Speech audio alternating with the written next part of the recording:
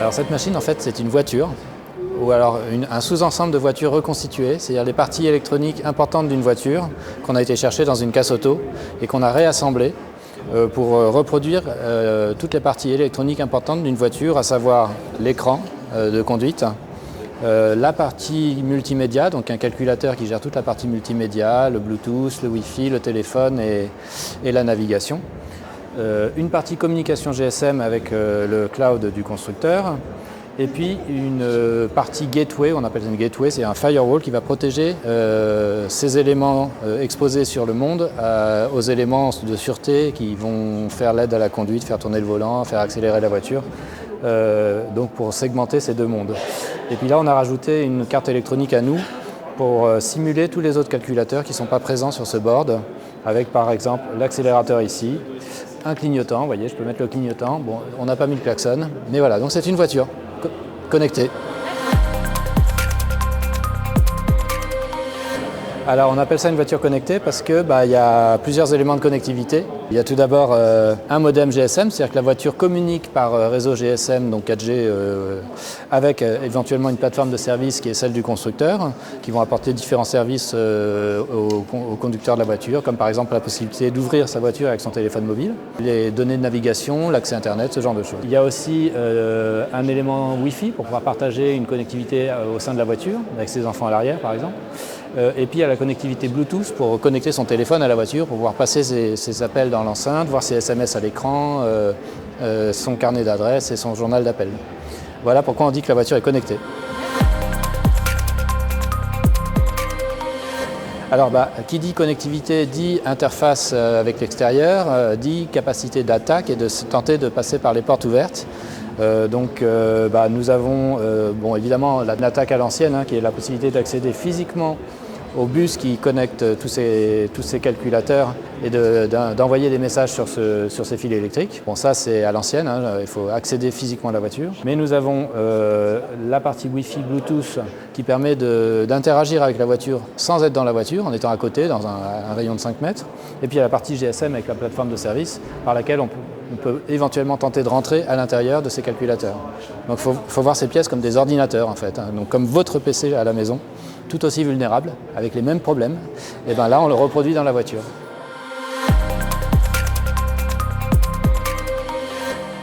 Alors, le rôle de QuarkSlab dans ce dispositif, ça va être d'étudier la surface d'attaque, c'est-à-dire d'identifier pour un véhicule donné qu'on va nous demander d'analyser et d'auditer, quels sont les différents points d'entrée possibles sur ce véhicule. Et sur ces points d'entrée, on va faire ce qu'on appelle des activités de recherche de vulnérabilité via du reverse engineering des binaires qui sont embarqués dans ces calculateurs, c'est-à-dire des logiciels, pour essayer de trouver des portes dans les différentes interfaces proposées. Hacker la voiture soit via le Bluetooth, soit via le Wi-Fi, soit via le GSM ou par accès physique, tout simplement en se branchant sur la prise du garagiste qui est ici.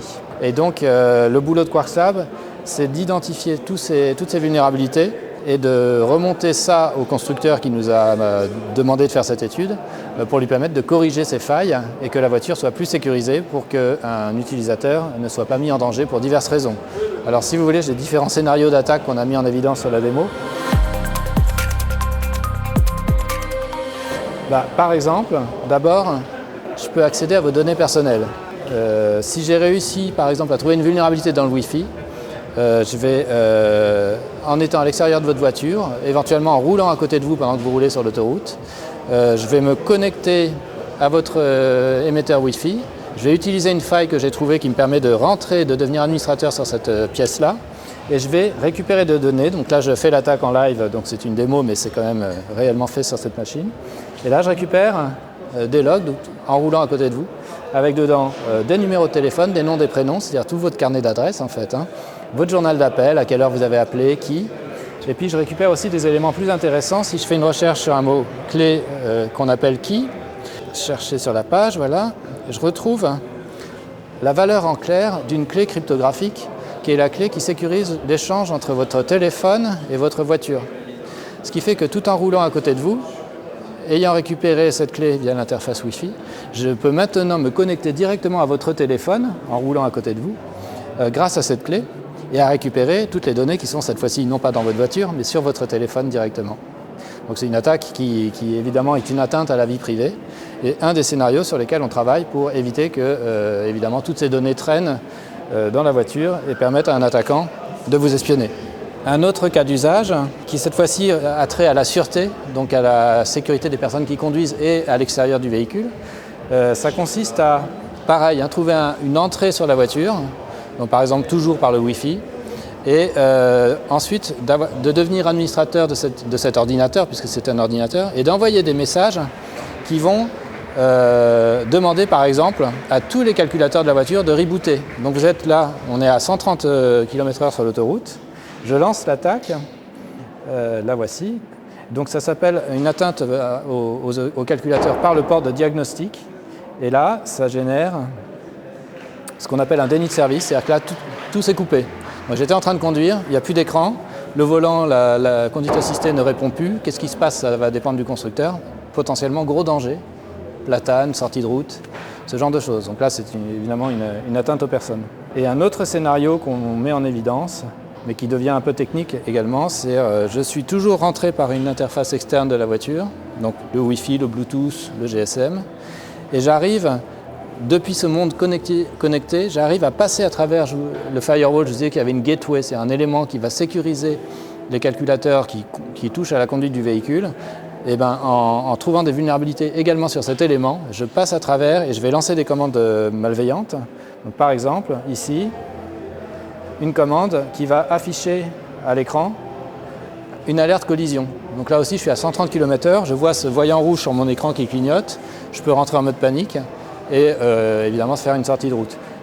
Là, j'ai donné l'exemple d'un affichage malveillant, mais finalement faux sur l'écran. Mais de la même façon, j'aurais pu envoyer ma commande sur le calculateur qui gère le volant et faire tourner le volant pour que la voiture fasse une sortie de route. Le calculateur qui gère l'accélérateur, c'est le cruise control, et faire accélérer la voiture de plus en plus vite sans que le conducteur n'y puisse quoi que ce soit.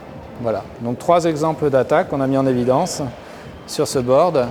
Et donc notre métier, c'est d'empêcher ça, d'aider les constructeurs à verrouiller tout ça.